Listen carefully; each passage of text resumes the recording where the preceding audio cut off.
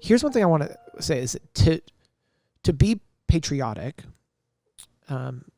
actually means to speak honestly to the nation that you are thankful for. So the most helpful thing that we can do as Christians is to discipline our speech in a way that speaks truthfully to the events as we see them unfolding, to the degree that we can, understanding that they are all limited in speech. And so I wanted to leverage a different crises to try to illustrate what this means. This is actually from Stanley Hauerwas, who I quote regularly on this podcast. But after the 9/11 attacks happened, when you all were wee things. Yeah. What were we, kindergarten? I was first grade? You weren't allowed, like you were young 6 or enough 7? to not be allowed to watch SpongeBob SquarePants, probably. Like you were What still, a weird... I've always been allowed to watch SpongeBob SquarePants.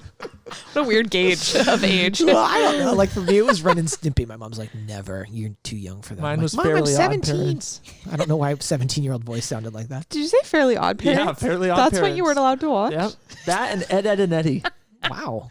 Yep. There was not a thing I wasn't allowed to watch. Anyway, back to 9/11. How's that for a segue? Yikes.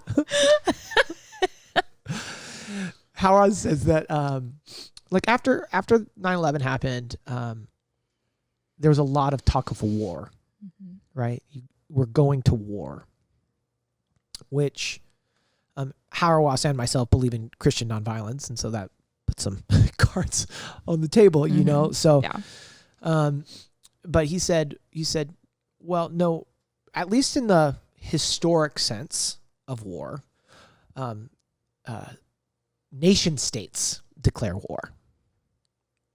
You can't go to war with a gang.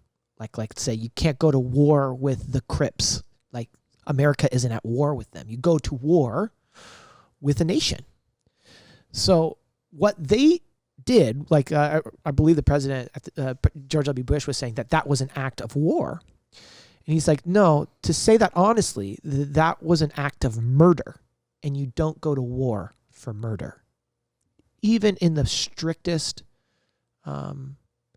just cause vision of Christian violence. Like that's just not something that happens. So the most important thing that we can do as Christians is to speak truthfully and honestly about what we see, but that takes a discipline of speech and an understanding of what it means to follow Jesus that I think much of the evangelical stream in America is missing.